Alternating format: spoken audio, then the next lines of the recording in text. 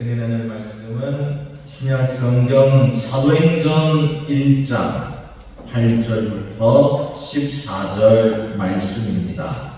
신약성경 187페이지 사도행전 1장 8절부터 14절 말씀까지 우리 한 절씩 교독하고 14절은 함께 읽도록 하겠습니다.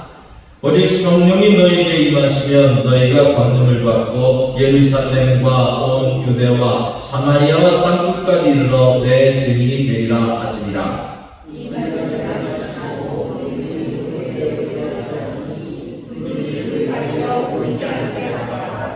올라가실 때 제자들이 자세히 하늘을 쳐다보고 있는데 흰 옷 입은 두 사람이 그들 옆에 서서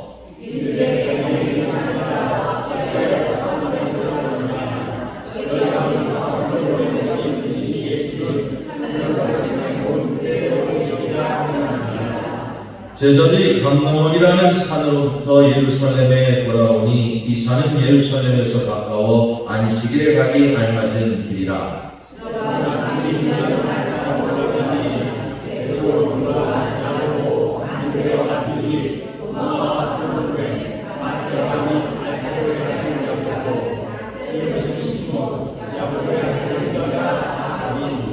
함께여 여자들과 예수의 어머니 마리아와 예수의 아우들과 더불어 마음을 같이하여 오로지 기도에 힘쓰라. 아멘. 성도 여러분, 오늘은 5월의 셋째 주, 교회력으로 보면 지금은 부활절 이후의 시간입니다. 예수님께서 십자가를 지시고 죽으셨다가 다시 살아나신 이후 제자들이 그 부활의 의미를 조금씩 깨달아가던 시간입니다. 그런데 여러분, 가만히 생각해 보면 기독교 신앙은 참 독특합니다. 세상의 종교들은 대개 위대한 가르침이나 훌륭한 윤리를 중심으로 이야기합니다. 그러나 기독교는 단지 좋은 말씀을 남긴 위인으로 예수를 기억하지는 않습니다. 오히려 가장 중요하게 붙드는 것은 십자가 이후의 이야기, 바로 부활입니다. 사실 예수님의 생애를 겉으로만 본다면 그분의 삶은 참 짧고 초라하게 끝난 것처럼 보여집니다. 예수님의 일대기는 크게 두 부분으로 나눌 수 있습니다. 첫 번째는 공생애 이전의 삶입니다. 예수님은 마리아와 요셉의 아들로 동생들의 형으로 살아가셨습니다. 아버지 요셉의 길을 이어 몫으로 살아가셨을 가능성이 매우 큽니다. 한번 상상해 보십시오. 나무를 깎고 먼지를 뒤집어 쓰고 땀 흘려 일하시던 예수님의 그 모습 말입니다. 우리가 흔히 생각하는 신비로운 모습이 아니라 우리와 같은 일상을 살아내셨던 예수님이십니다. 그런데 복음서 기자들은 그 시기의 예수에 대해서는 많은 관심을 두지 않습니다. 마태와 누가는 예수님의 탄생 이야기와 어린 시절의 몇 장면을 전하고 있지만 마가와 요한은 전혀 거기에 대해서는 언급조차 하지 않습니다. 왜 그렇습니까? 초대교회가 정말로 중요하게 여긴 것은 예수님의 공생애, 무엇보다 십자가와 부활이었기 때문입니다. 그렇게 예수님은 30쯤에 공적으로 삶을 시작하셨고 불과 2-3년 정도 활동하셨습니다. 그리고 결국 십자가에서 처형당하셨습니다. 그때 나이 33살 정도였습니다. 만약 일반 역사가들이 예수님의 이야기를 기록했다면 아마 여기서 끝났을 겁니다. 갈릴리 출신 청년 예수가 하나님의 나라를 선포하다가 로마 제국에 의해 십자가형을 당해 죽었다. 그 정도로 기록했을지도 모릅니다. 그런데 성경은 거기서 끝나지 않습니다. 오히려 그 이후의 이야기를 더 중요하게 여깁니다. 왜냐하면 제자들은 예수님의 부활을 경험한 뒤에야 비로소 예수님의 삶 전체를 이해하게 되었기 때문입니다. 그분의 말씀, 그분의 사랑, 그분의 눈물, 그분의 십자가도 모두 하나님의 구원의 뜻이었다는 사실을 부활의 빛 안에서 깨닫게 된 것입니다. 그래서 교회는 단순한 종교단체가 아닙니다. 교회는 부활 공동체입니다. 사랑하는 성도 여러분, 우리는 지금 그 부활의 빛 속에서 살아가는 사람들입니다. 그런데 문제는 이것입니다. 우리는 부활이 중요하다는 사실은 알지만 정작 부활이 무엇이냐고 물으면 쉽게 설명하지 못합니다. 왜 그렇습니까? 부활은 단순히 눈으로 확인할 수 있는 사건이 아니기 때문입니다. 카메라로 딱 찍어서 증명할 수 있는 종류의 일이 아니기 때문입니다. 사람도 그렇지 않습니까? 누군가 정말 나를 사랑한다는 것을 사진으로 찍어 증명할 수는 없습니다. 하지만 압니다. 그 눈빛 속에서, 그 기다림 속에서, 그 말투와 그 눈물 속에서 사랑이 진짜인지 느끼게 됩니다. 부활도 그렇습니다. 부활은 단순히 죽은 사람이 살아났다는 차원의 이야기가 아니라 절망 속에서도 하나님의 생명은 끝나지 않는다라는 선언입니다. 십자가가 끝이라고 생각했던 그 자리에서 하나님께서 새로운 생명을 시작하셨다는 고백입니다. 그래서 이 부활을 이해하려면 먼저 그것을 경험한 사람들의 이야기를 따라가 봐야 합니다. 마치 모차르트 음악을 이해하려면 그의 곡을 자꾸 듣고 연주해보고 해설도 들어야 하는 것처럼 말입니다. 오늘 우리가 읽은 이 사도행전의 말씀은 바로 그런 부활의 경험 자리로 우리를 초대합니다. 특별히 사도행전을 기록한 누가는 예수님의 부활 이후 제자들에게 어떤 일이 일어난지를 아주 섬세하고도 깊이 있게 전하고 있습니다. 여러분, 오늘 우리는 단지 오래된 성경 이야기를 읽는 것이 아닙니다. 부활 이후에도 여전히 살아 역사하시는 주님께서 어떻게 두려움에 떨고 있던 사람들을 성령의 사랑으로 바꾸어 가시는지를 보게 될 겁니다. 그리고 이 이야기는 2000년 전 제자들만의 이야기가 아니라 오늘을 살아가는 우리 모두의 이야기이기도 합니다.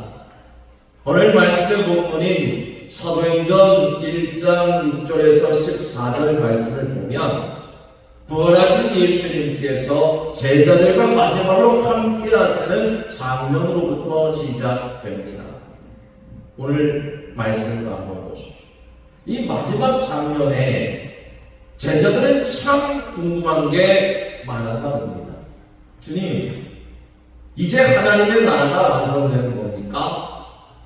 이스라엘 회복이 지금 이루어지는 겁니까? 이 질문 속에는 여전히 인간적인 기대와 현실적인 관심이 섞여 있었습니다. 근데 여러분, 어쩌면 우리와 크게 다르지 않습니다.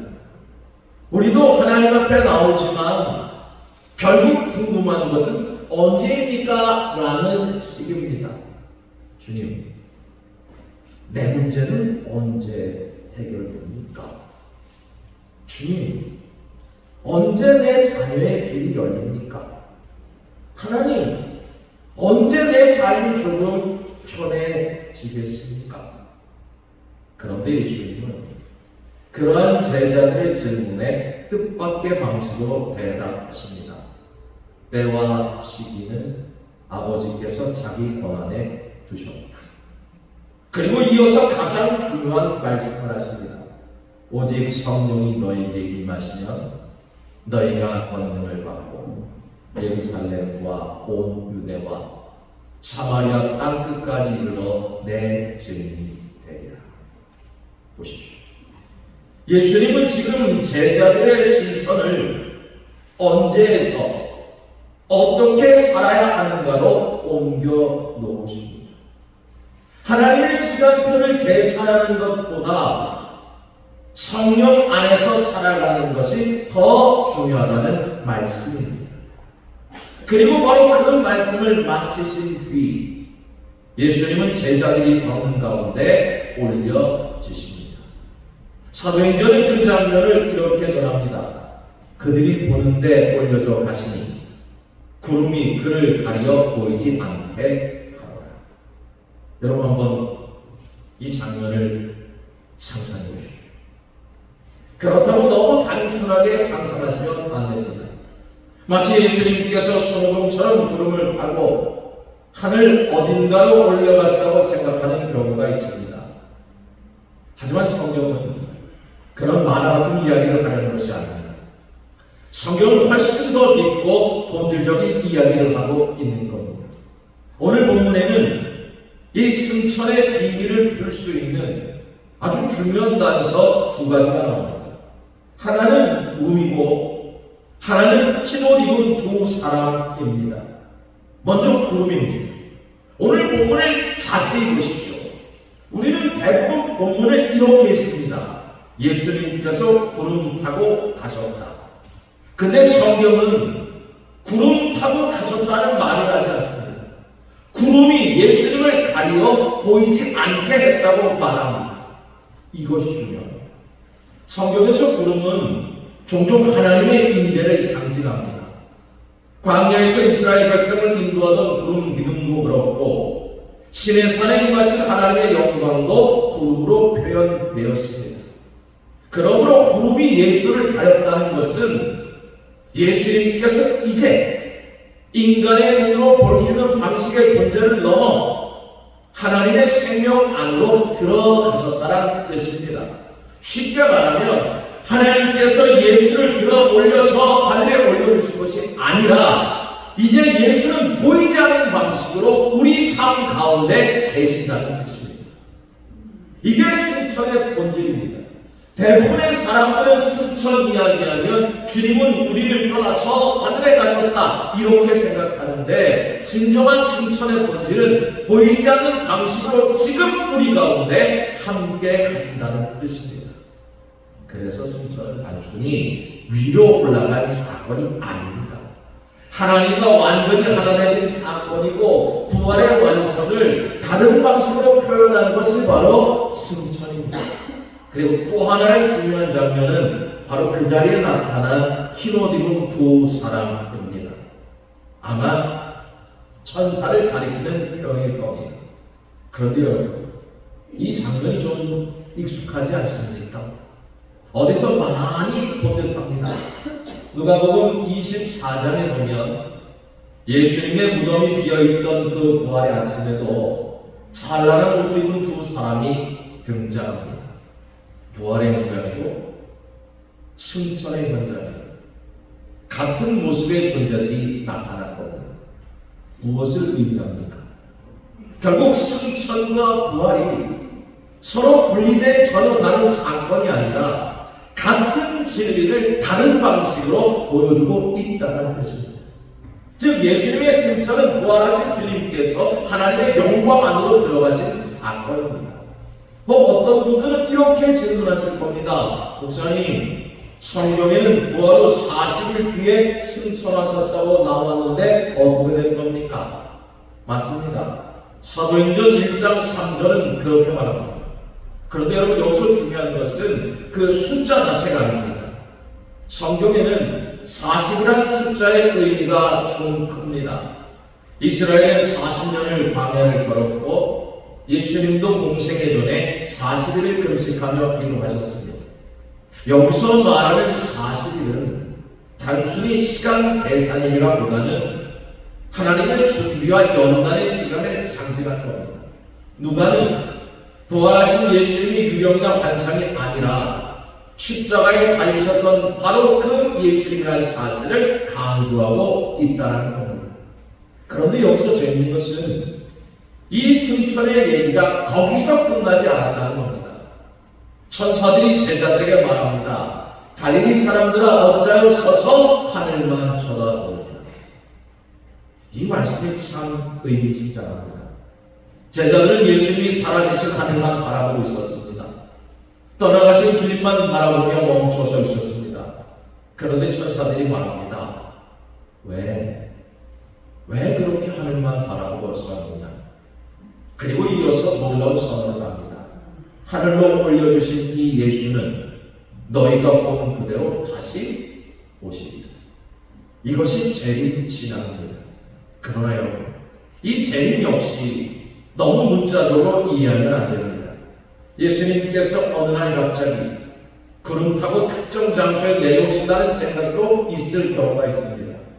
1992년이었을 겁니다. 한국을 떠들썩하게 만들었던 어느 선교의 사건처럼 날짜를 계산하고 장소를 이어나는 일들이 있었습니다. 하지만 그런 방식은 성경의 본질과는 거리가 멉니다. 부활하신 주님은 이미 시간과 공간의 한계를 넘어선 존재십니다. 그래서 재림 역시 단순히 물리적인 이동의 개념이 아니라 하나님의 생명이 완전히 드러나는 사건으로 해석해야 합니다.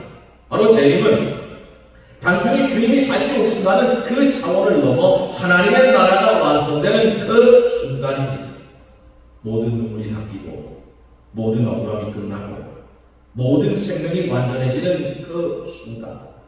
그래서 성경은 가난한 자가 복이 있고 우는 자가 복이 있다고 말을 하는 겁니다.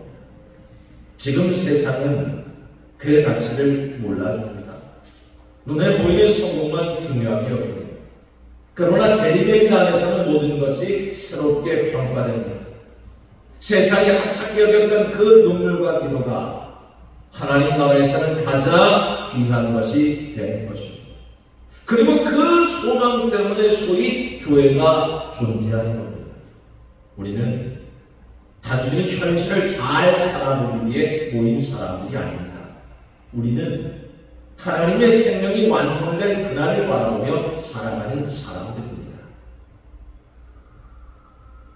그런데 솔직히 말하면 우리의 현실은 여전히 초라합니다.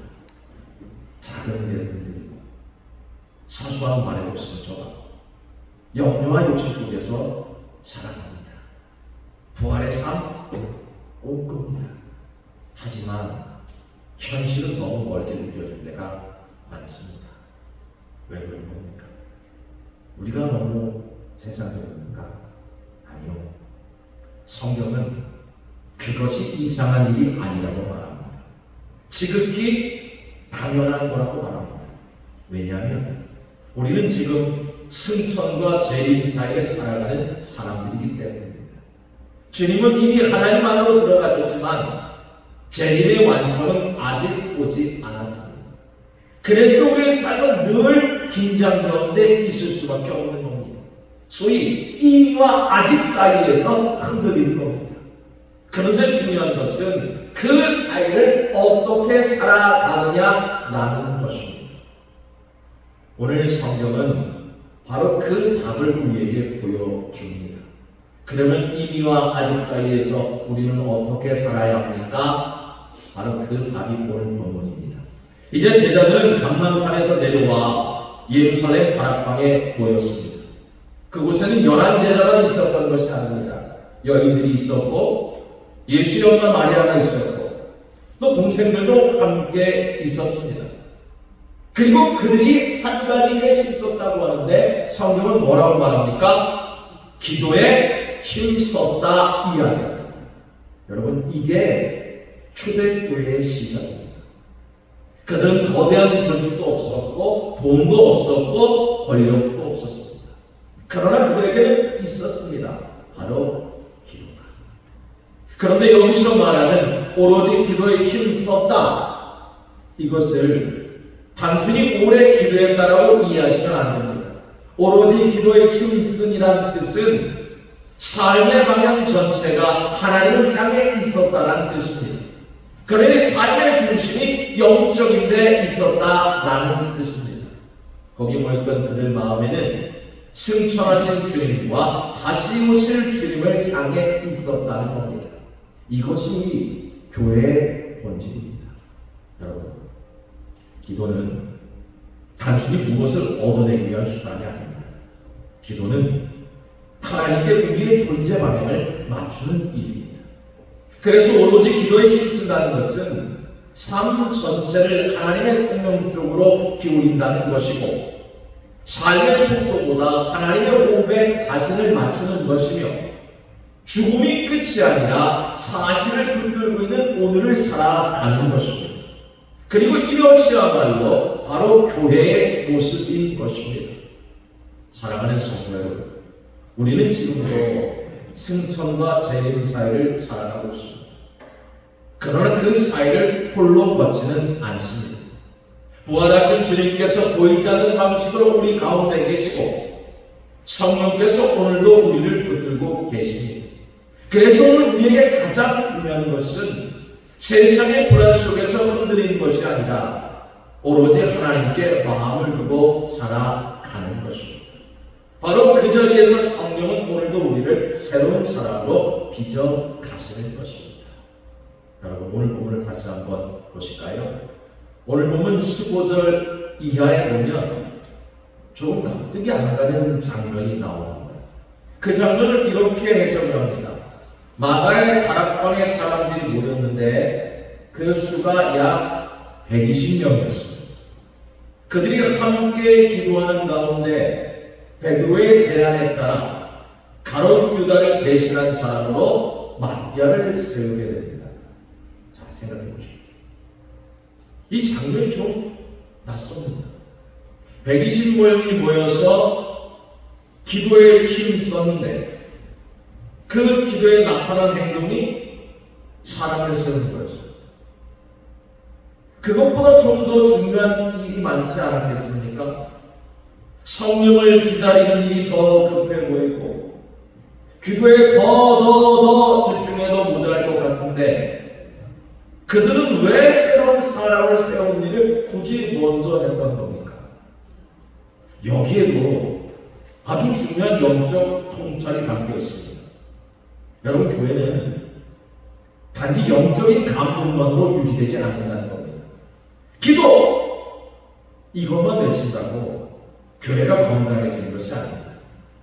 승천하신 주님을 바라보며 재림을 기다리는 사람들은 동시에 이 땅에서 하나님의 나라를 준비하며 살아가야 합니다. 그래서 초대교회는 기도만 하지 않습니다. 공동체를 세우는 일을 함께 감당했습니다. 사람을 세우고 질서를 세우고 역할을 세웠습니다. 어떤 분이 이렇게 말할 수도 있을 겁니다. 그런 건 너무 행정적이고 인간적인 일 아닙니까? 라고 말합니다. 그런데 여러분, 하늘을 꿈꾸는 사람일수록 땅의 책임도 성실하게 감당해야 합니다. 기도만 하고 아무 책임도 지지 않는다면 신앙은 공중으로 떠버립니다. 반대로 현실일만 붙들고 하나님의 생명을 잃어버리면 교회는 세상 조직과 다를 바 없습니다. 그래서 성경에 보면 초대교회는 이 두 가지를 늘 함께 붙들었습니다. 하늘을 바라보면서도 땅에서의 책임을 외면하지 않았고 성령을 기다리면서도 공동체를 세운 일을 멈추지 않았습니다. 이게 바로 승천과 재림 사이를 살아가는 교회의 모습입니다. 오늘 우리도 마찬가지입니다. 우리는 여전히 부족하고 연약합니다. 기도하다가 흔들리고 은혜 받고 다시 낙심합니다. 그러나 그럼에도 불구하고 하나님은 오늘도 우리를 통해 교회를 세워가십니다. 누군가는 기도하는 자리에서, 누군가는 예배하는 자리에서, 누군가는 보이지 않는 섬김의 자리에서 하나님의 나라를 함께 세워가고 있습니다. 사랑하는 믿음의 동역자여, 교회는 완벽한 사람들이 모인 곳이 아니라 성령을 기다리는 사람들이 함께 세워가는 공동체입니다. 그래서 중요한 것은 내가 얼마나 대단한 사람이냐 이게 아니라 내가 하나님 앞에 어떤 마음으로 서 있느냐가 중요한 겁니다. 마가 다락방에 모인 사람들 화려하지 않았습니다. 세상 권력을 가진 사람들도 아니었습니다. 하지만 그들은 한 가지를 꼭 붙들었습니다. 바로 기도에 힘썼습니다. 그리고 자기 자리를 지켰습니다. 그때 성령의 역사가 시작된 것입니다. 사랑하는 성도들, 오늘 우리의 시대에도 하나님은 그런 사람을 찾고 계십니다. 크게 드러나지 않아도 묵묵히 자기 자리를 지키며 기도의 불씨를 놓지 않는 사람, 세상은 알아주지 않아도 교회를 사랑하며 하나님의 나라를 위해 눈물 흘릴 줄 아는 사람, 바로 하늘의 소망을 품고 오늘의 삶을 성실히 살아내는 그런 사람 말입니다. 우리는 지금 승천과 재림 사이를 살아갑니다. 이미 부활의 빛은 비춰졌지만 아직 완성은 오지 않았습니다. 때로는 흔들리고, 때로는 기다리며, 때로는 눈물로 버텨야 합니다. 그러나 여러분, 기억하십시오. 초대교회 다락방에 임하셨던 성령께서 오늘도 우리 가운데 동일하게 역사하고 계십니다. 그러나 여러분, 오로지 기도에 힘 쓰십시오. 그리고 하나님이 맡기신 자리도 끝까지 지키십시오. 가정, 교회, 삶의 어느 자리에서는 성령을 기다리는 사람답게 살아가십시오. 하늘만 바라보다 땅의 책임을 놓치지 말고 땅의 문제만 매여 한데 소망도 잃어버리지 마십시오. 승천하신 주님을 바라보며 다시 오실 주님을 기다리며 오늘도 성령 안에서 깨어 무릎으로 살아가는 복된 성도들 되시기를 주의 이름으로 축원합니다. 이제 오늘